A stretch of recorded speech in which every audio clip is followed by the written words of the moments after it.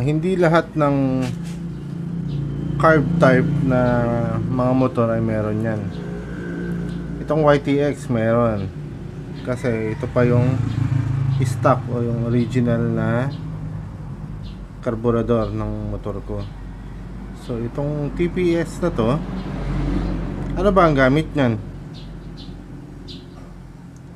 Sabi ng iba limiter, sabi ng iba fuel saver. Tama.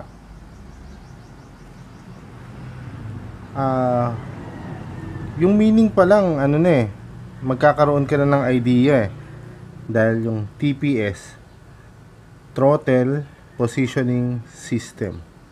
So ibig sabihin, kung ano yung